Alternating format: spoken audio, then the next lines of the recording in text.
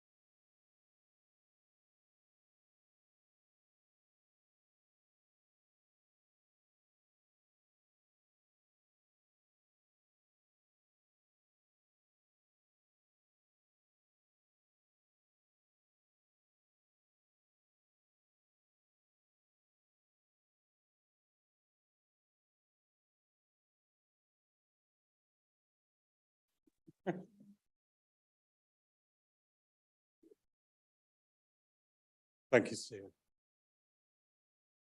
A number of guests duly introduced by fellows beg leave to attend your meeting. Is it your pleasure that they welcome them in your name? Thank you. Minutes? There are two sets of minutes. First, of the extraordinary general meeting held on the 1st of December 2022 at 4:30 p.m. here at Burlington House and also live streamed via Zoom. Professor Martin Millett, President, in the chair. The President announced that this meeting had been called to announce the result of the vote on amendments to Order Number 3, nomination and election of fellows and honorary fellows. In favour of the motion, 222. Against the motion, 42. The motion was duly passed. The meeting closed at 4:35 p.m.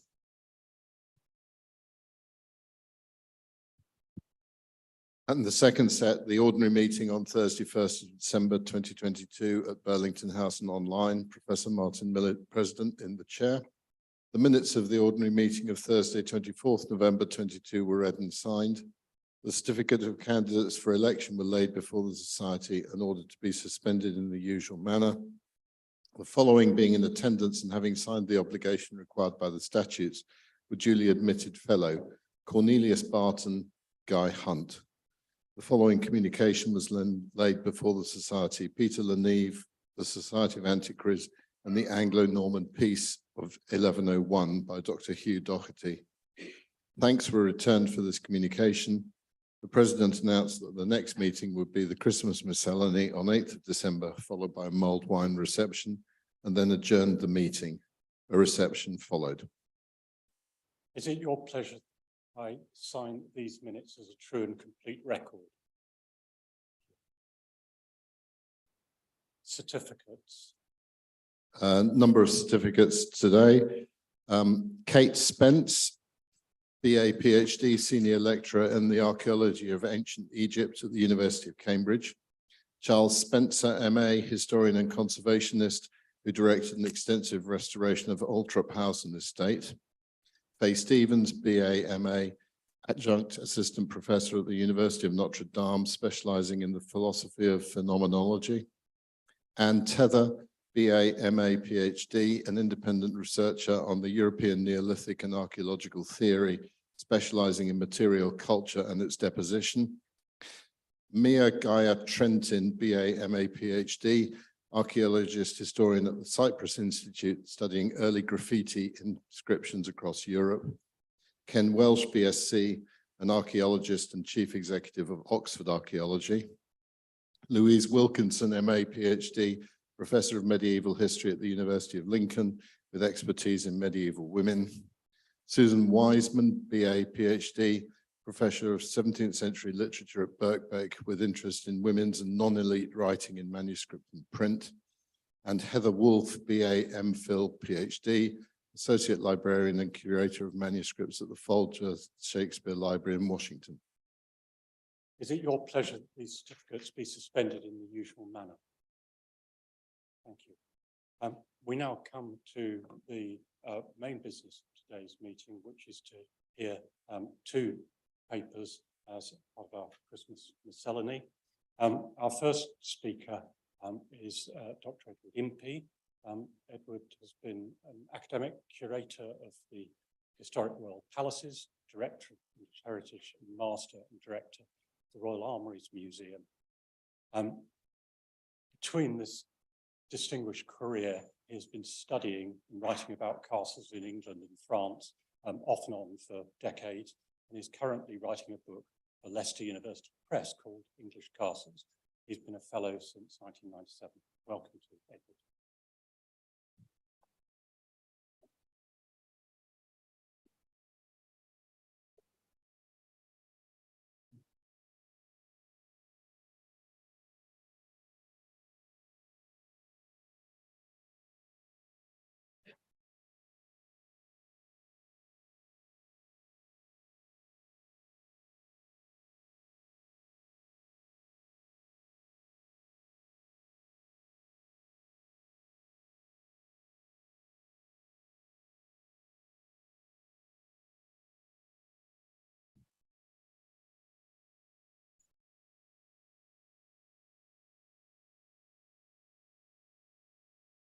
Right, thank you for that kind introduction.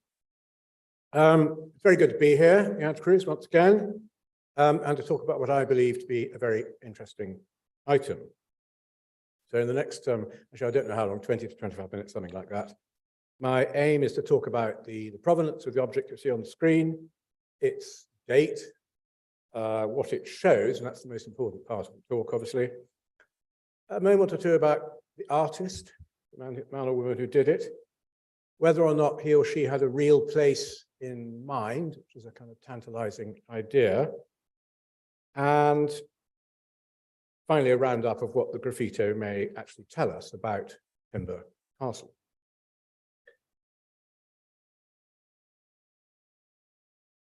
The object comes obviously from Caen, from the castle, which you can see here, and you can also see it's an absolute whopper. It's an enormous castle.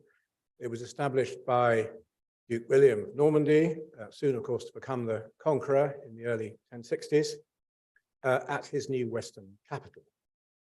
And incidentally, he provided it with stone walls from the very beginning. So the circuit you see there is basically his. If you look at the picture to the top left where it says number 2, that is William Rufus's Great Hall, which is effectively a scaled down version of Westminster Hall. And then to the right of that at 1, you'll see there's a squarish building with the bumpy bits at the corners. That's Henry I's Great Tower, or its footings, built in the 1120s and demolished in 1793. And you'll see round the footings of the Great Tower is a curtain wall with round corners at the corners. And that was built by the French King Philip Augustus, Philip II of France, after what we, of course, call the loss of Normandy in 1204. As where it actually came from, slightly more specifically, this is a photograph taken shortly after the excavations, when the place was being prepared for display. And we are now within the wall around the Great Tower. Great Tower is to the right, or its footings, where it says number 2. You may be able to make out 3 numbers 4, and those are the walls of a 13th century building called the Queen's Hall. And our graffito was found built into its north wall, and that's the wall on the right, facing the interior of the building's ground floor. And it was here on the 6th of August, 1966, that the director found, or noted in his diary rather, a large number of stones covered in drawings made with a spike, showing all sorts of architectural subjects, mostly of carpentry. And of course, that's the most extraordinarily tantalizing notebook entry I've ever read, because none of those drawings still exist, nor were any of them recorded, which is very unfortunate. So ours is the only survivor. Anyway, to return to the object, here it is again. You can see that it is an ashlar. It's about 30 centimeters across. It is corn stone, surprise, surprise. And it has one fair face, which is the one you're looking at. And you'll notice that underneath the drawing, just ignore the graphics for the moment, you'll see there are from top right to bottom left diagonal tooling marks, which indicate that this stone in its original purpose or form belongs to the Romanesque period. So the block was reused in the 13th century Queen's Hall.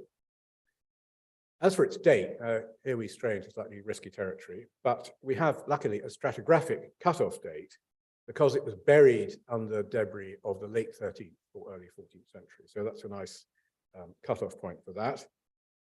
It could, of course, have been drawn in its original, when it was fixed in the wall in its original Romanesque setting in the 11th or 12th century, and that's possible, and reused, carefully set at eye height, the right way up in the 13th century, and that's an attractive thought.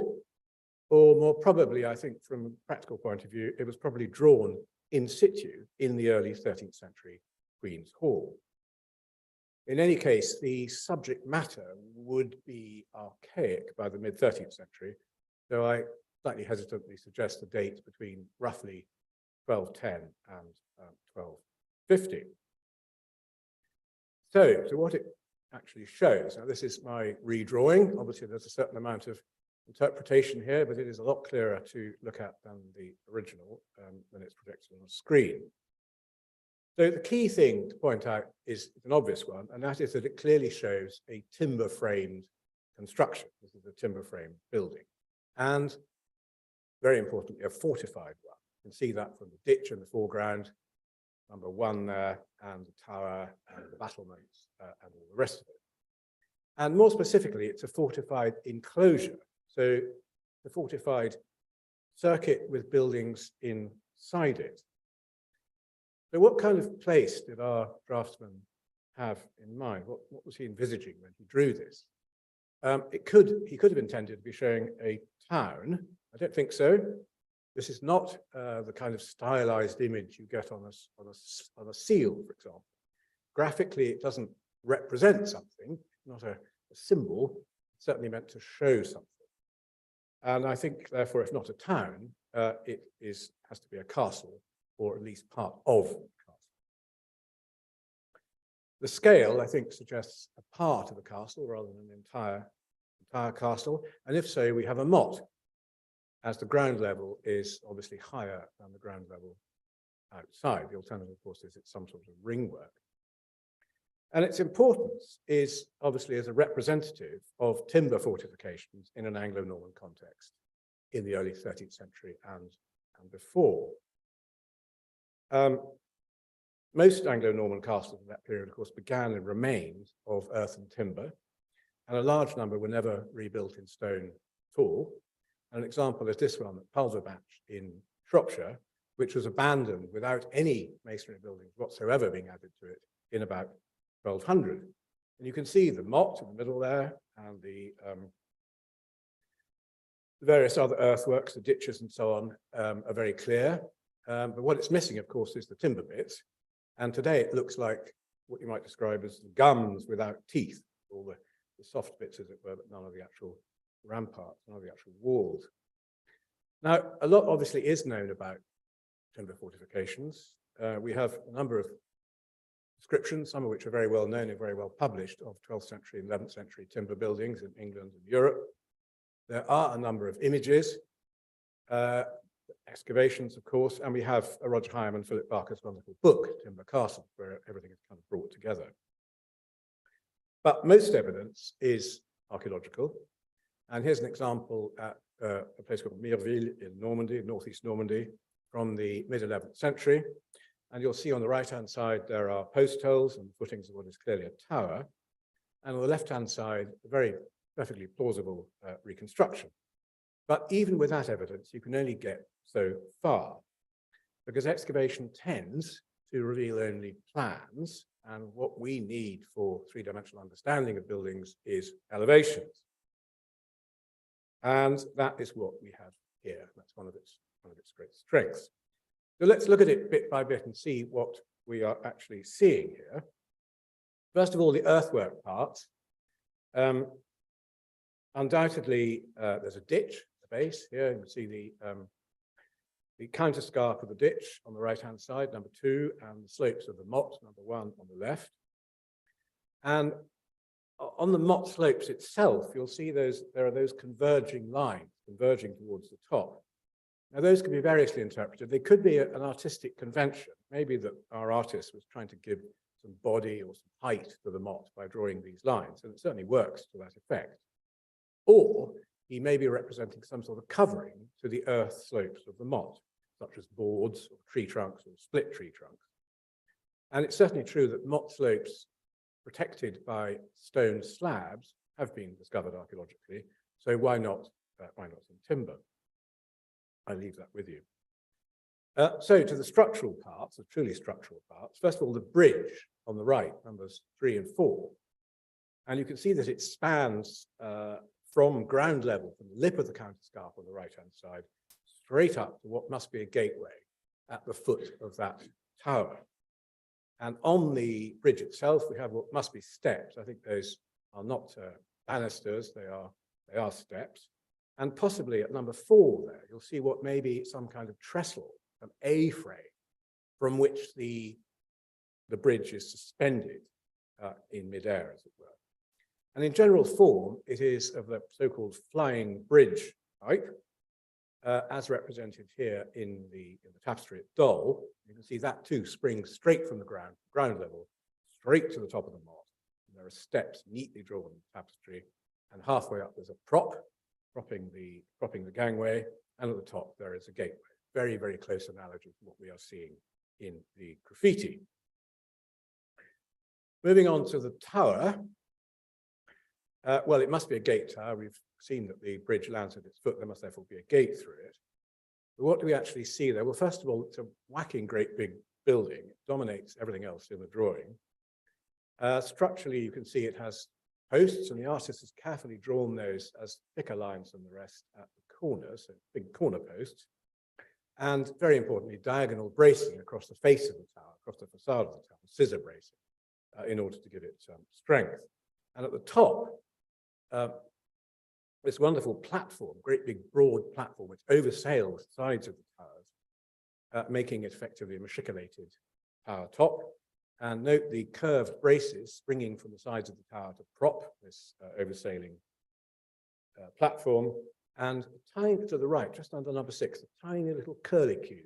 Anybody's guess what that is, but it's some nice little detail our artists added, perhaps for fun. And then at the very top, those 5 very clear drawings of battlement crenellation. Now, this tower has a very close analogy, which is quite well known, here at Medina Cathedral, belonging to the early 12th century, although there's plenty of debate about the exact date. And this is the inevitable Arthurian scene.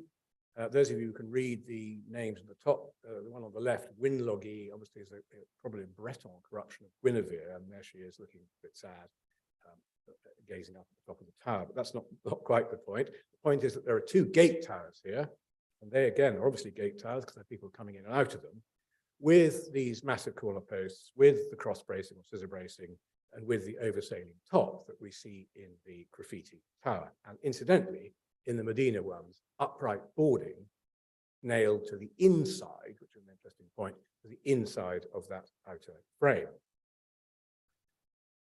Anyway, a wonderful, wonderful drawing, that carving rather. Other analogies, and there are lots and lots of these, are the medieval drawings of towers and elephants, which the drawers of draftsmen of medieval bestiaries particularly loved. This one is in the BL, amongst many others. It dates from the late 12th century. And here again, you can see the posts, the cross bracing, the oversailing top, and those curved braces propping it from beneath. There are also survivals, similar structures, in the form of bell towers. Again, this is hardly a secret. This is Pembridge in Herefordshire, probably 12th century. And here again, I mean, it's a simplified drawing, but there you have the posts inclined inwards in this case, cross bracing, and of course at the top there's a slightly different arrangement which is involved with hanging bells. There are other examples in England. There are a lot in France, although not well known, and there are literally hundreds in Eastern Europe, conveniently published mostly in Czech. But I mean that's a subject for us in England and Western Europe to take very seriously. There are lots of them. So they were clearly something that worked and went on working after the Middle Ages, incidentally. So the next thing to look at is the defensive wall, which is kind of the key bit of this fortification. And you can see that it runs right across the top of what I've described as a motte edge. It's drawn straight on in elevation, but I suspect, I mean, there are square motte tops, not many of them, but I suspect he or she was trying to draw a building that was circular in plan. And to note here again, as in the motte revetment, vertical lines almost certainly denote planks, boards, tree trunks, or probably, in fact, split tree trunks, laid or put edge to edge, probably buried in the ground, i.e. earth fast. But note also at the top and the bottom, that horizontal timber rail, and our artist has carefully drawn pegs or nails to show how it is fixed to those upright posts. That's a very clear and interesting structural detail. But perhaps more importantly, look at the bit between the two rails and those X-frames, diagonal X-frames or timber strapping, again, nailed or face pegged to the uprights. And at the top, you'll see there's one very clear one where I've put number 9 just under the left-hand side of the tower. You can see there are battlements on that rampart as well, and they are presumably made of an upward continuation of alternate planks or boards, trunks.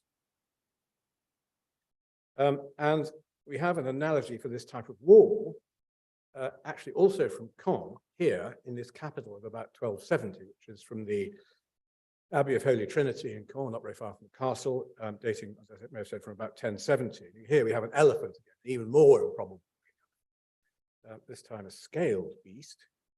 And you can see on the top, there's a tower with cross bracing, incidentally, to its front face, and there are battlements. But the key thing is are these nailed on X braces to the facade, as it were, the rampart, absolutely identical in form to those we see on the graffiti. So to turn briefly to the buildings within the fortification, you will see peeping over the ramparts.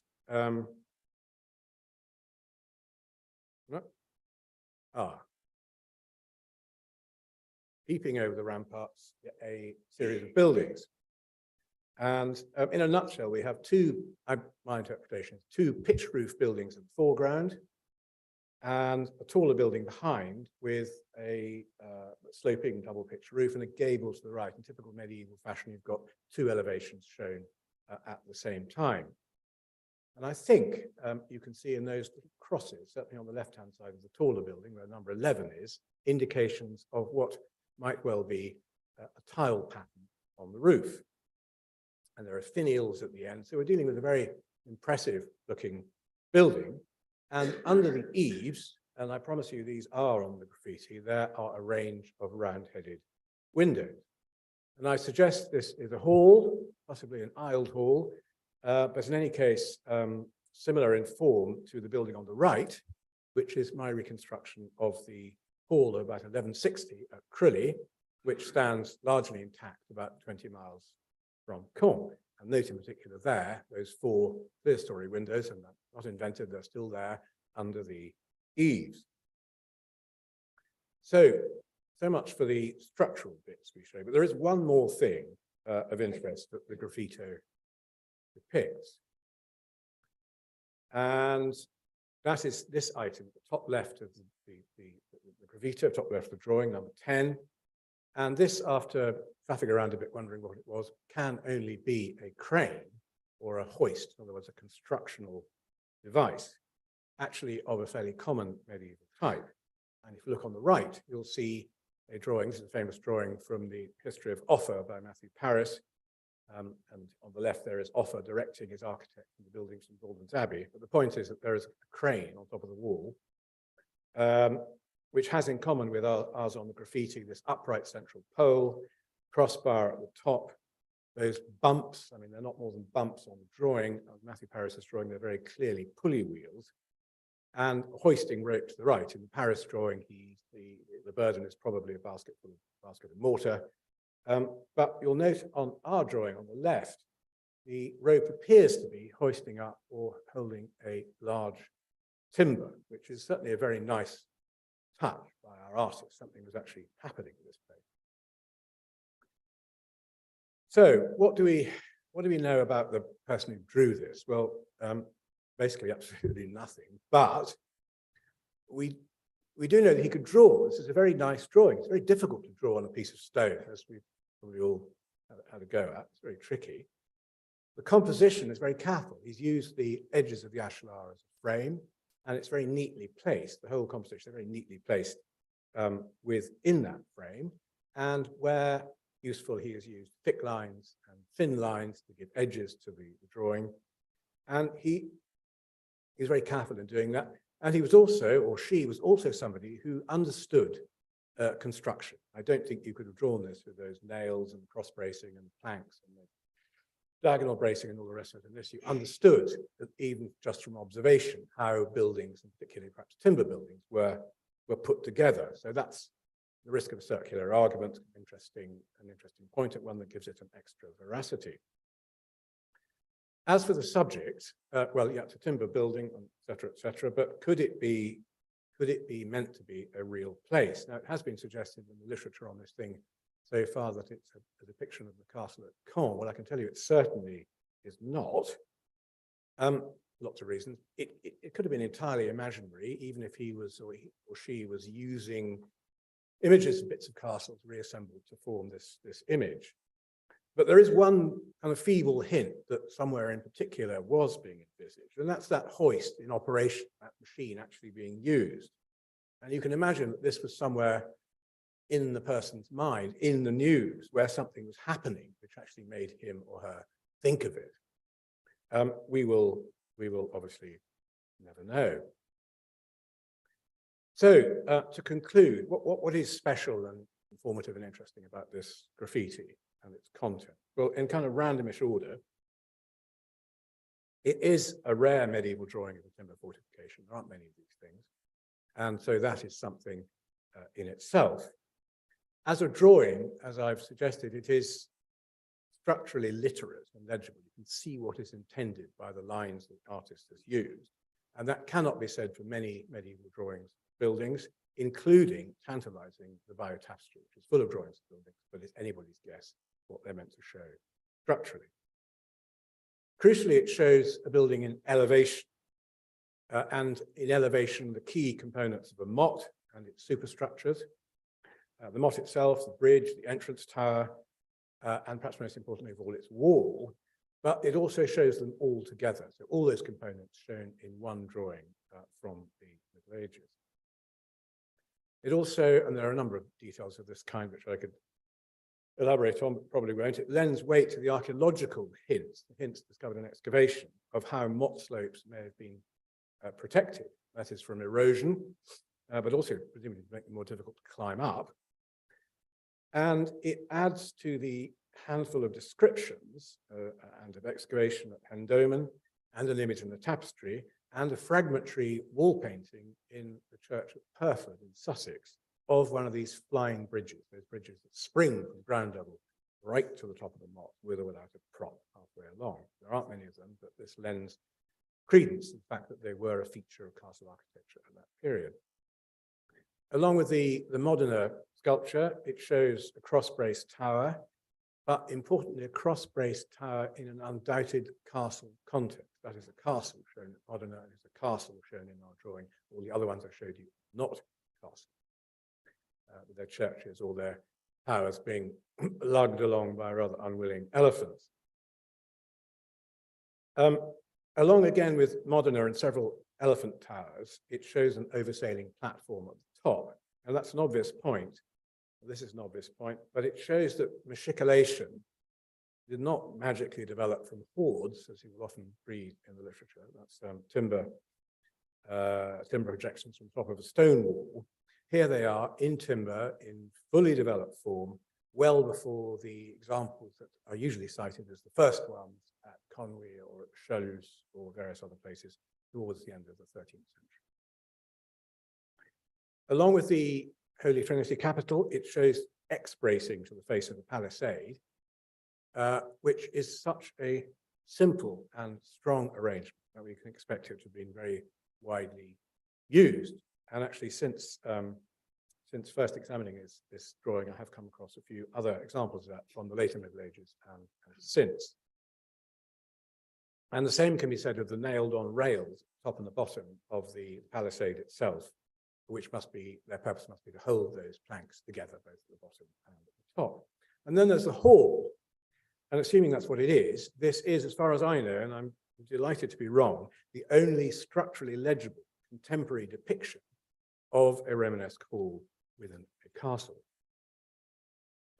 Finally, I think this drawing may serve as a key, and it certainly does in some instances, for the understanding of other depictions, notably in the tapestry, actually.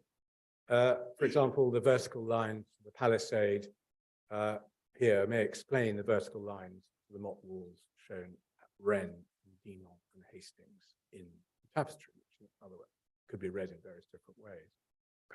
So I hope you believe some of that, at least, and please, those of you who know anything about other graffiti of this type, please tell me, and at least look out for others that may exist out there and haven't yet been noticed. Thank you.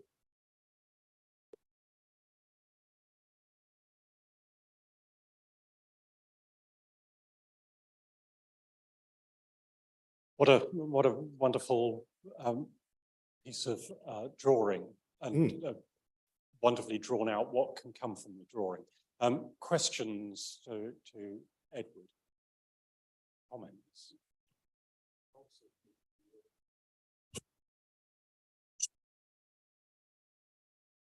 Thank you.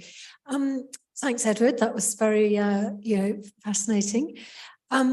I just wondered,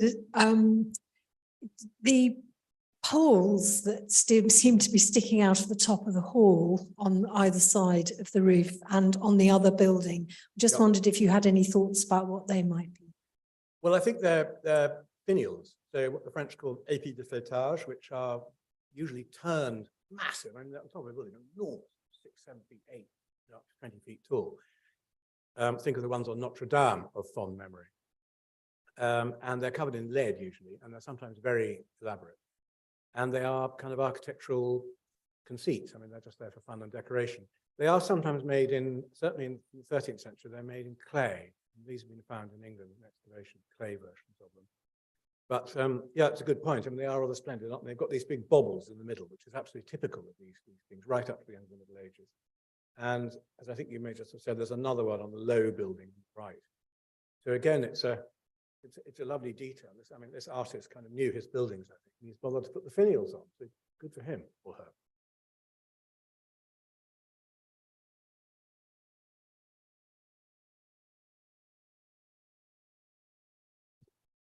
Thank you so much.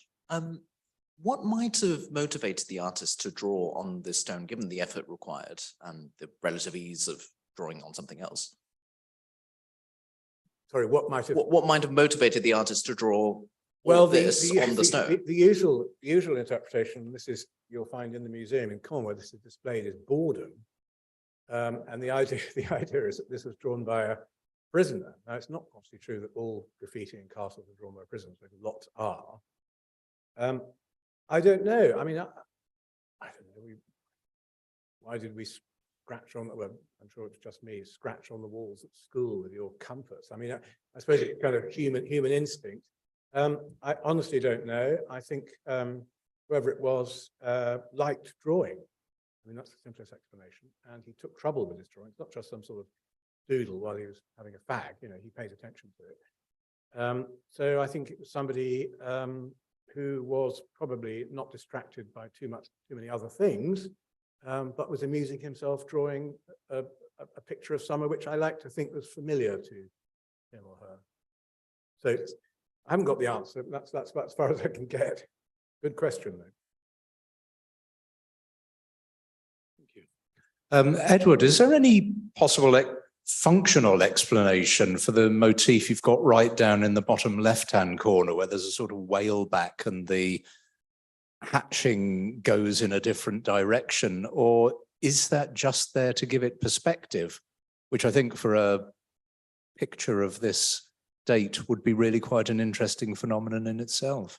I mean, that's interesting. I need to be completely clear what you mean. Do you mean on the bottom left-hand side of The bottom left-hand side, as I am looking at it, there's a sort of, I would describe it almost as a whale back just appearing there. And you can see very clearly that the shading, or whatever we'll call it, turns at a considerable angle, almost 90 degrees, in fact, some of the lines that are coming down the slope of the motte itself. Yeah, so those striations kind of flare out like a pleated skirt, don't they? Yeah. And I think that's a deliberate attempt to show that the motte is kind of wide at the bottom and narrower at the top. I mean, it's quite a clever device for doing that. I mean, there are some scratches there. There's a whacking great scratch, which is presumably either before or after the drawing was made. But I think the change in angle of those lines is, and you're quite right, they do sort of change much further to the left than to the right. That is true. Is his attempt to give the appearance of height, or he's at the same time he's also showing boards or tree trunks laid against the top of the motte surface, I think. Thank you.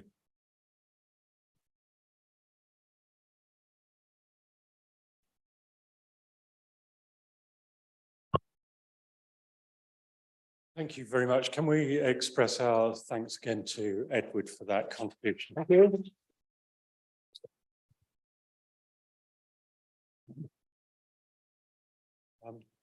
Our second speaker this evening is Joshua Mardell. He's a research tutor at the School of Architecture at the Royal College of Art and programme leader in the Masters of Research Architecture pathway degree. His PhD thesis was centred on the Buchler dynasty of architects and antiquarian draftsmen. He is co-editor of the Journal of Architecture and sits on the Publications Committee of the Victorian Society. He's speaking to us this evening. A cabal of jealous, self-interested men, John Buchler's blackballing at the Society of Antiquaries. Josh.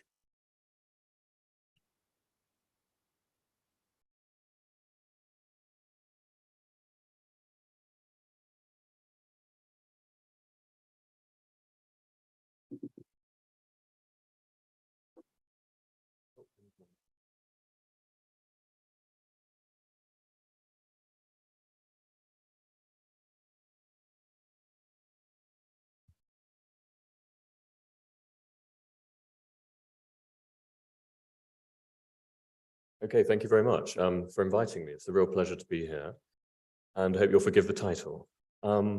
So it's, I'm sort of, this is going to sort of rekindle my work on the Bucklers that I've had something of a hiatus from, in fact, apart from the recent publication of an essay in your journal.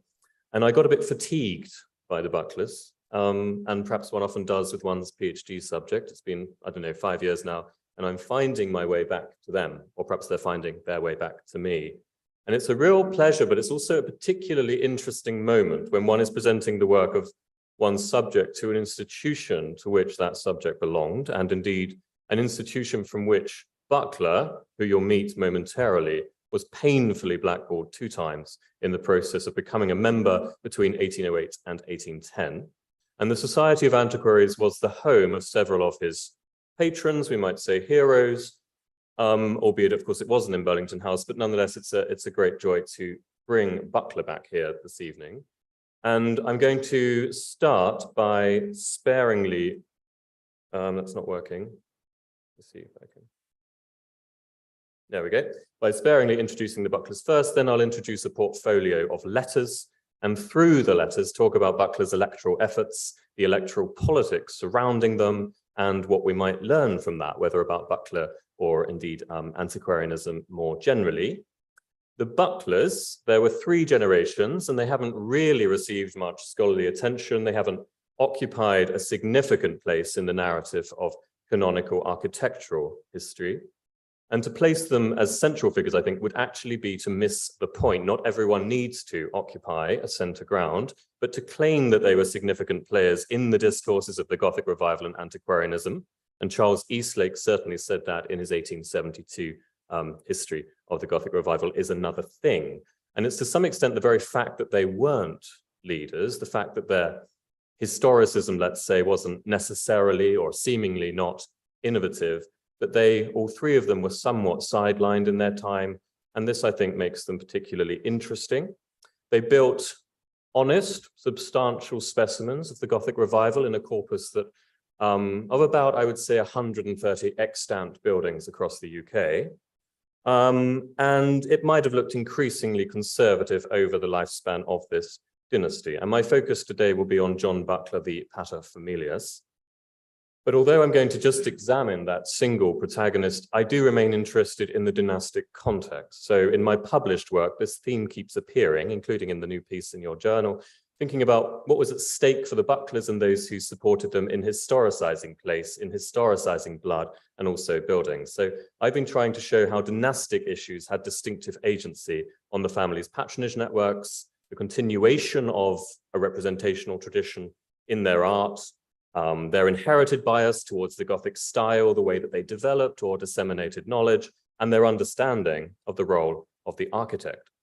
More broadly, I'm interested in how issues of inheritance or heredity reveal perhaps underdeveloped stories about how architects grappled with historicism as a whole. So dynasty was, I felt, and still feel, really the most appropriate means of kind of framing the Bucklers' story. And of course, dynasties, were the norm rather than the exception in the 19th century, but the dynastic as an actual phenomenon, rather than say a kind of biological actuality, hasn't really entered scholarly awareness. So I'm going to introduce, or to some of you perhaps reintroduce, Buckler. Here he is. I don't know who authored this drawing, actually. There are 2 other likenesses. You've just seen one. Buckler was born in Cowbourne on the Isle of Wight into a family of cordwainers, and he moved to Magdalen College, Oxford, aged 15, to assist the college steward, Richard Barnard Fisher, who he'd known from his birthplace. And Fisher's family included Colonel General Bulthill Fisher, who was an amateur draftsman and sometime honorary exhibitor at the Royal Academy, who first encouraged Buckler's serious pursuits as an artist. By at least 1801, Buckler had been appointed a bailiff to Magdalen College, and he was overseeing the college's estates in Southwark and East Newell in Essex.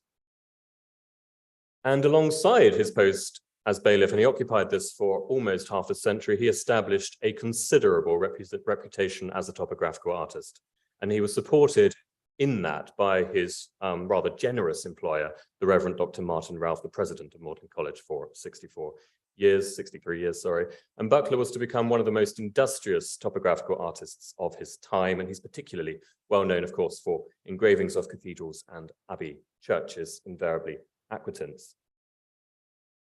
Other projects included illustrations for Thomas Lister Parker's Castellated and Domestic Architecture of England and Wales with John Chessel Buckler. The title page on the left-hand side is the volume held at the Yale Centre for British Art, undated.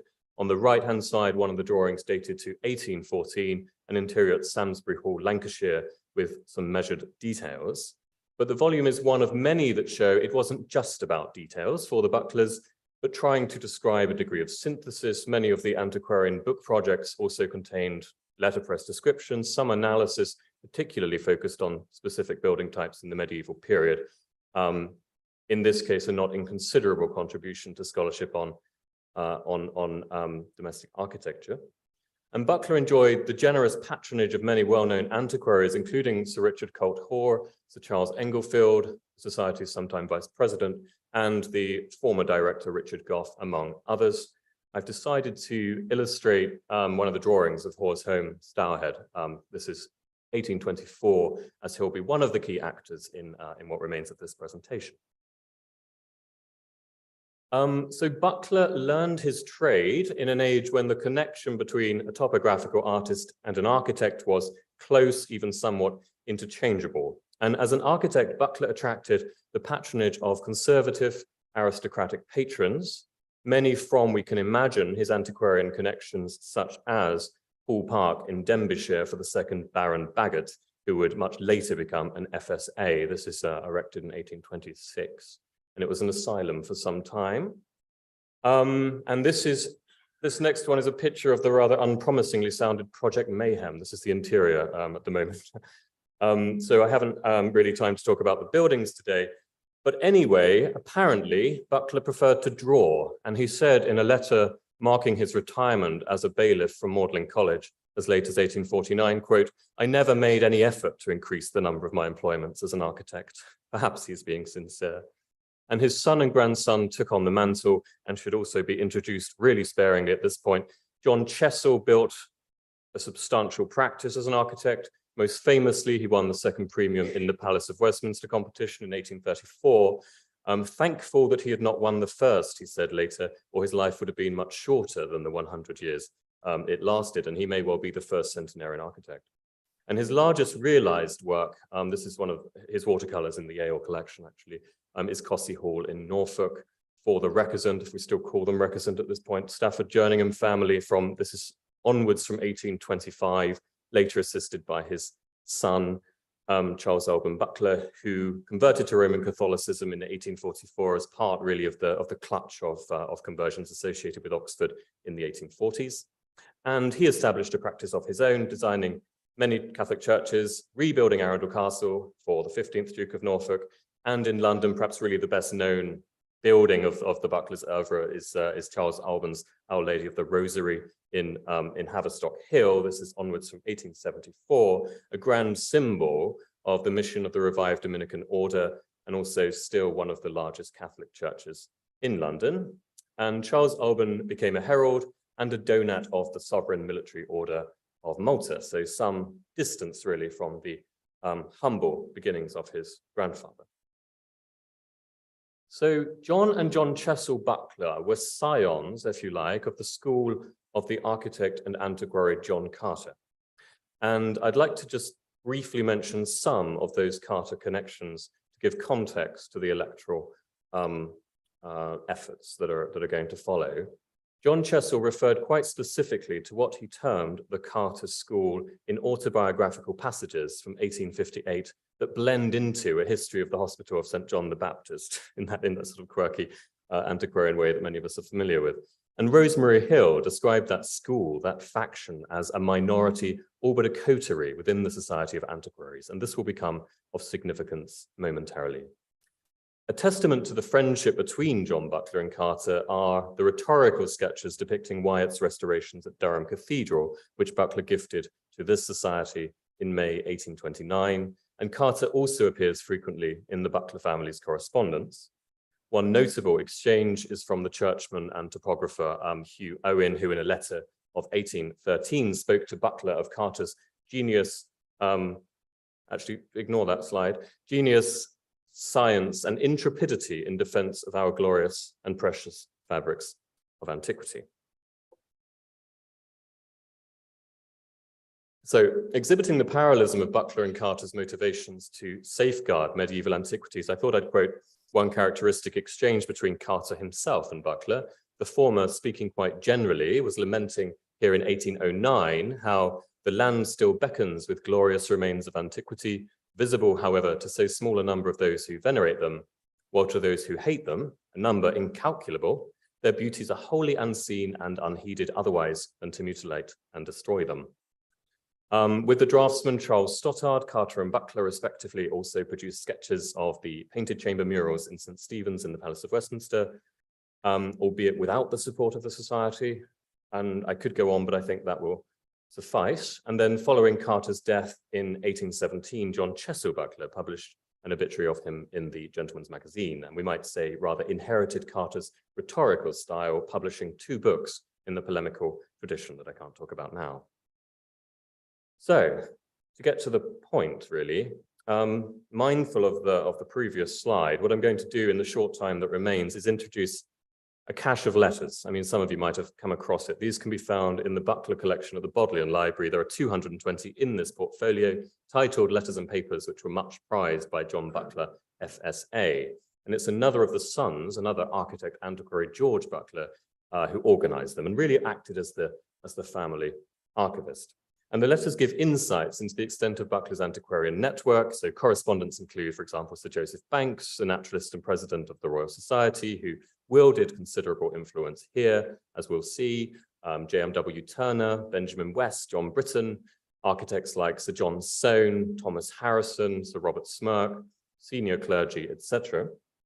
And at first I thought, okay, so these have principally been collected really as testimonials that Buckler could use to help him attract new clients. But that's insufficient as an explanation for their survival, because after an extraordinary career, frankly, and a very industrious career, most of the letters, 85 of them, relate to these 2 failed campaigns to get elected, an FSA. So, and also there are barely any other letters, collected letters of the Bucklers. There are scatterings, but not collected letters. So I found this all intriguing, wanted to try and tell that story. Before proceeding, it's important, I'm saying this to those that might be guests here, because you'll know more about this than me, but it's important to say that voting for candidates at the Antiquaries was and presumably still is anonymous.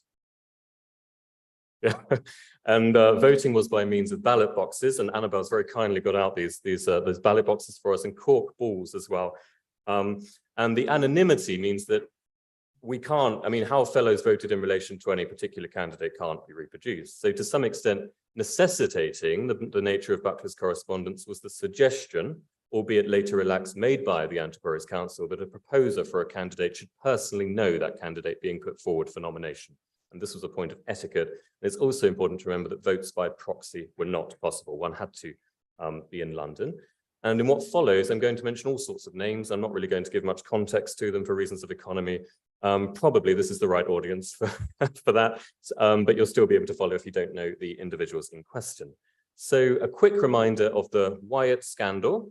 The architect James Wyatt had been the subject of his own blackballing scandal at the Society in 1797. And about a decade before, he deeply upset that key preservationist-minded faction of antiquaries like Carter, like Goff, like the Reverend John Milner, because of various destructive cathedral restorations. It's been called the War on Wyatt by Joan Evans, by Jane Fawcett and others. But he did get elected the following year. And I'd suggest that this somewhat normalized blackballing procedures. Of course, they're reasonably common in all kinds of British clubs at this time. Even scandals, if that's the right word, can be found in the transactions of many of these societies. Paul Henry Matty anonymously published a well-known book as early as 1784 titled A History of the Instances of Exclusion from the Royal Society, for example. I put this slide on at the absolute last minute, and let's go with it. This comes from, as you can see, from the Saturday Review, just to give you a sense of, blackballing procedures elsewhere, and it's quite humorous. So it says, the power of blackballing, however guarded, is the most disagreeable and questionable power that a gentleman can be called upon to exercise. The possibility that he may be secretly inflicting an undeserved wound rises in the mind of every generous man when he puts his hand with a black ball into the box. To a sneak, on the other hand, the ballot box is a little paradise. There, he can, for a moment, be, in a small way, formidable and exercise a little beggarly power. Almost every club probably has a little coterie of rather low members who hang together and are great on ballot nights. And the Latin here, which I won't embarrass myself by reading, comes from Juvenal. This is Satire 3. The translation that I've got is, when the crowd orders it with upturned thumb, they kill to please the people. So this is referencing really the nouveau riche who put on gladiatorial games, and the Romans turned their thumbs up rather than down to indicate this, this wish. So I thought that might be a fun thing to have on the slide. So in what follows, I'm just going to run through the electoral politics, really, of Buckler's 3 attempts to become a fellow. In the autumn of 1807, the date when Buckler can be seen to be anticipating gaining a nomination for membership to this society, he gifted some prints of his cathedrals. And then the following May, his testimonial was read to the society, and it described him as, quote, an artist well known for his many excellent views of the cathedrals and other ancient ecclesiastical edifices of this country, and extremely zealous in the study of antiquity. And all of that, I think, is without doubt. He was well regarded in his time and subsequently.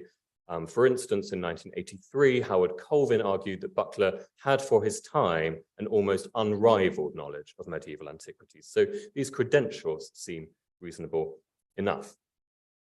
But then on the 23rd of June, 1808, the election took place and fellows voted.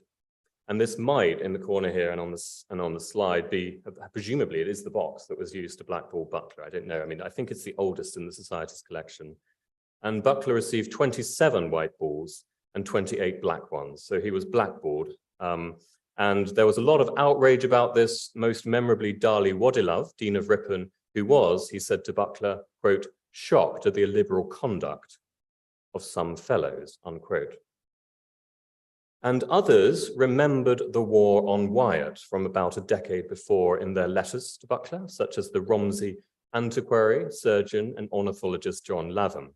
And in his letter to Buckler, he wrote, so it is and serves to show that ill-designing men forming a knot and coming in numbers with a design of blackballing will often succeed. The like happened to Wyatt, architect from the machinations of Mr. Carter, who enjoyed his good name and high reputation, slyly got together all his party and effectually blackballed him. And I'm going to mention maybe about 5 more letters that really suggest different theories for Buckler's blackballing. And the Bishop of Chichester, at this time, John Buckner, suggested that Buckler's failure was due simply to the date of the election, which he suggested was a blackball day. And he thought that Buckler was unsuccessful owing to, quote, a desire of the society to exclude an obnoxious candidate, which could not be well done without at that time excluding you. And I've not really managed to satisfy myself as to who that obnoxious candidate was. Perhaps someone here will know, but I can say that Buckler was forwarded for election in the company of 4 others, names that might mean something to some of you. I don't know who all of them are. Barrington Pope Blatchford, if I'm pronouncing that correctly, Anthony Carden, Thomas Espin, and William Maver, and it's only Blatchford succeeding on that occasion. So certainly it was a blackball day. And then a further convincing theory came from William Brand, an antiquary and the customs officer at the Boston port, who suggested that Buckler was rejected owing to a widespread disdain towards professional artists, which is a theme discussed in some detail by Greg Smith in particular in his work on professional watercolorists. And then John Latham also drew the same conclusion, and he said the following: I well know that the society as a body has great objection to what are called artists, or rather simply professional men, however eminent, also to teachers of seminaries, and are not always liberally minded towards inferior clergy. In short, to any man who may be likely to turn the post-nominal FAS to his advantage. So Richard Colt Hoare, meanwhile, suggested that Buckler's rejection might have had to do with a degree of concern from the fellowship that improper people were keen to become members due to the increased value of the society's publications, like Archaeologia, which fellows received for free.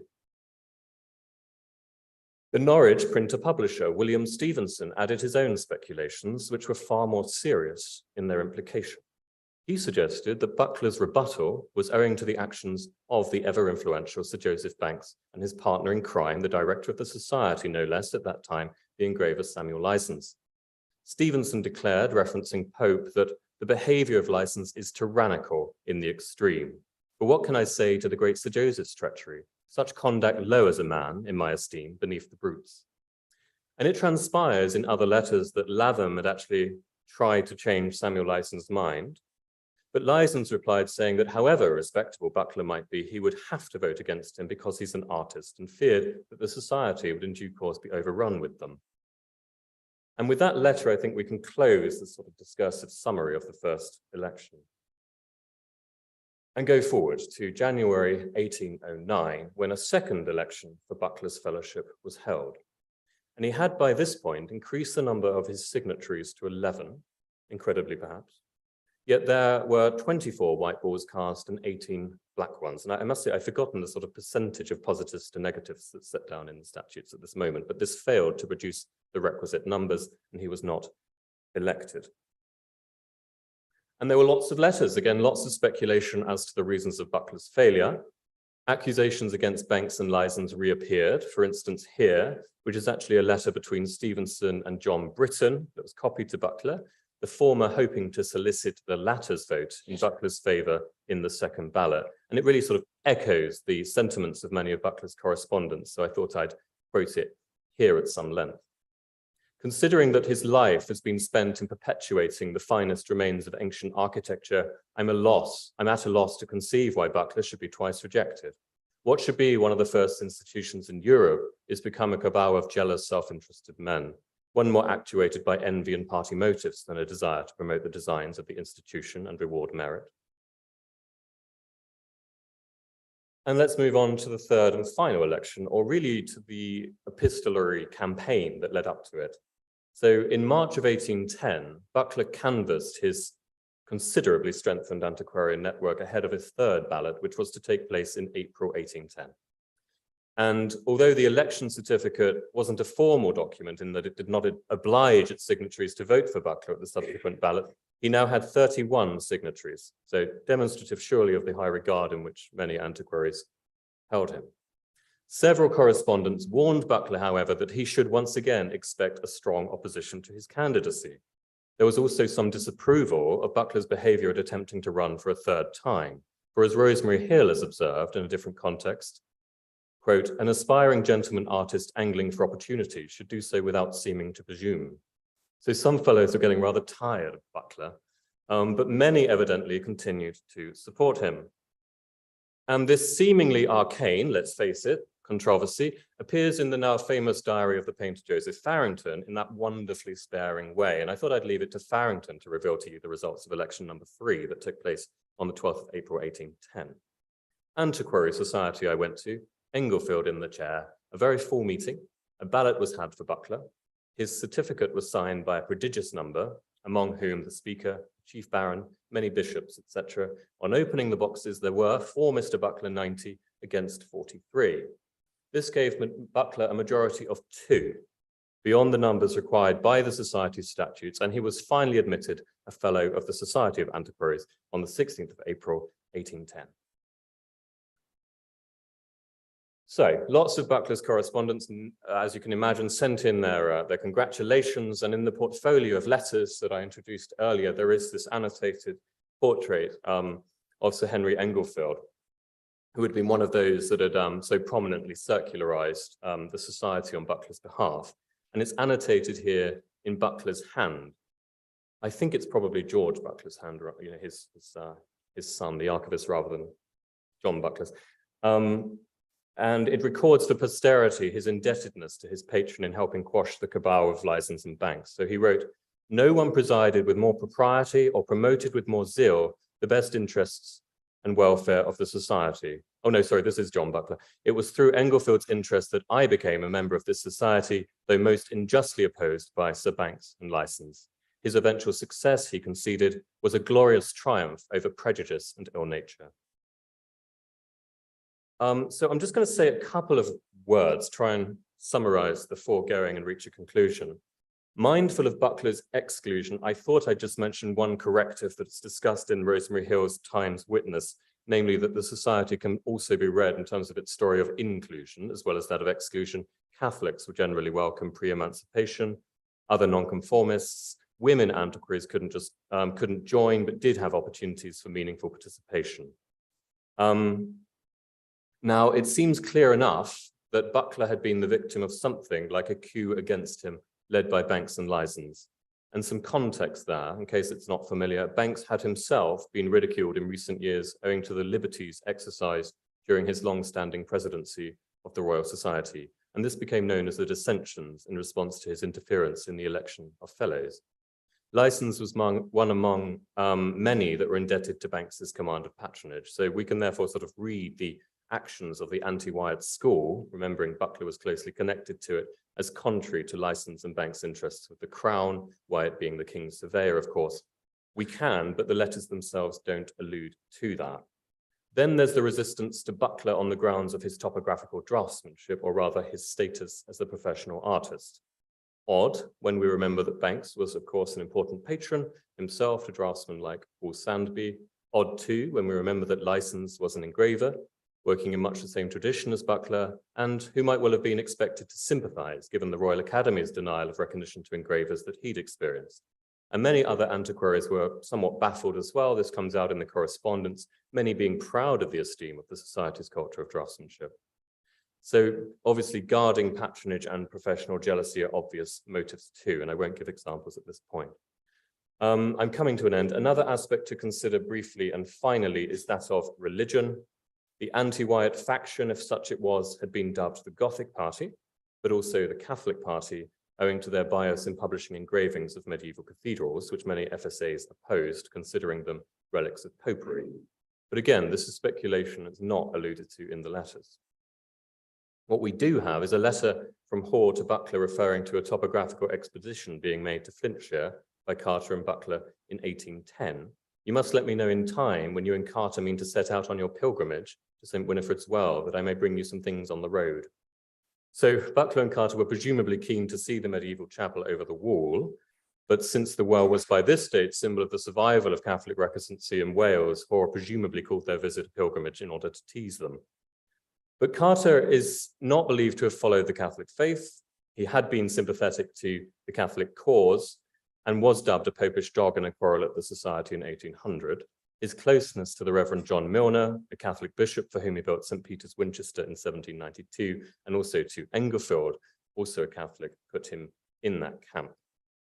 Buckler was Protestant, but closely aligned, as I said, with Magdalen, that was to become a hotbed of Tractarianism, so his Anglicanism might have leaned towards the high side. And the most important patrons to John Chessel Buckler were Catholic networks, as indeed those of Charles Alban Buckler, who, as I said, did convert. In fact, all of John Buckler's grandchildren became Catholics. Charles's three brothers, William, Edward Chessel, and Henry Chessel, became Dominican friars and were later dubbed by the medievalist C.M. Anthony the Buckler Trinity.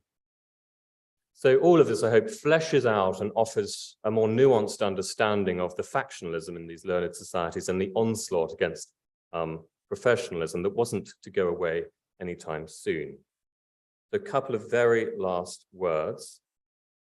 Stevenson, the Norwich printer, if you remember, said following Buckler's successful election in 1810, that his admission has certainly increased the number of his friends and benefited him far more than the FAS affixed to his name would ever have done. So he's maybe suggesting that the ritual somehow of the process of nomination was in itself significant for Buckler, and the fellowship bridged the tensions between his professional status and the dilettantish acceptability demanded by the society. Through his canvassing and correspondence, as much as his fellowship, Buckler came closer to finding belonging in the realm of the gentleman, and of course it also brought him closer to aristocratic sources of patronage. But that said, rather humorously, I think, he seemingly went on to have very little direct involvement with the society. So when an obituary of Buckler was given to the society's April anniversary address in 1852, it noted that, quote, his only communication to the Society of Antiquaries consisted in remarks upon some remains of ancient architecture at St. Mary Overy in Southwark, extending, I think, to no more than 2 pages. Thank you.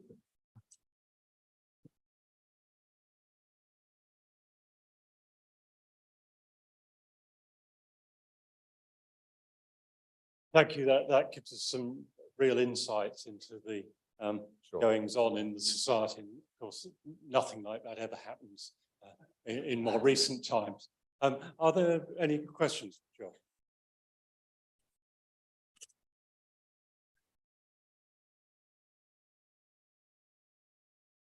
Why do you think Buckler was so keen to join this awful group of people?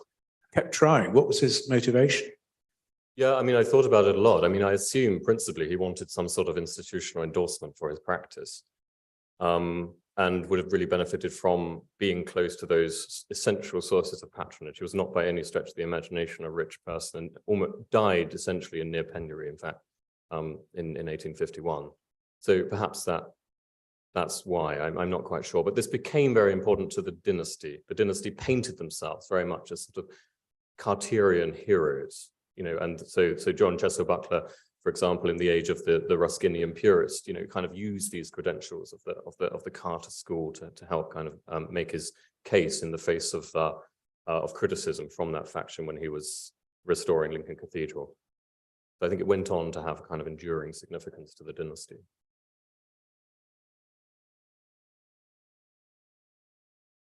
Well, I've really enjoyed that, and I was fascinated by it because the house that I was brought up in Oxfordshire, the manor house at Wheatley, there was an engraving or drawing, I'm not sure quite which, of the house by Buckler. And I want, when I get back home this evening, I want to check up on what little I've got on that. But my father, who worked in the Bodleian, he spoke to us about this drawing or thing and included it, in fact, in a work on the house. And I also have a secondary interest because I was a student at Magdalen College myself, so the Magdalen connection intrigued me too. Thank you very much indeed.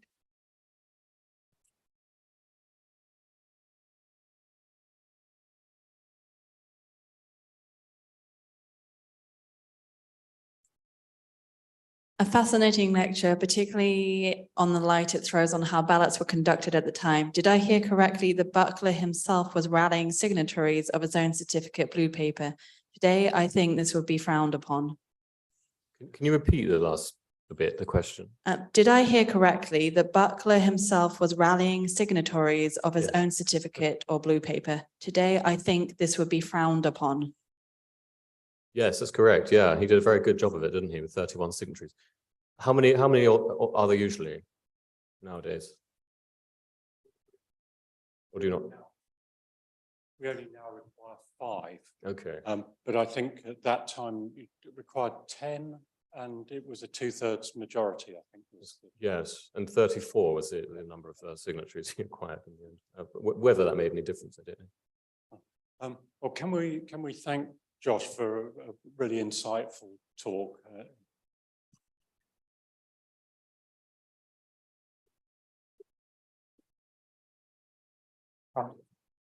I give notice that the next meeting Society will be on Thursday, the 2nd of February 2023, 5 p.m, when we will hear a paper, The Antiquities Trade in Late 19th Century Greece, Stories of People and Objects by Dr. Yanis Kanellakis. The meeting stands adjourned. I invite you to the mulled wine reception that follows upstairs. Thank you very much indeed.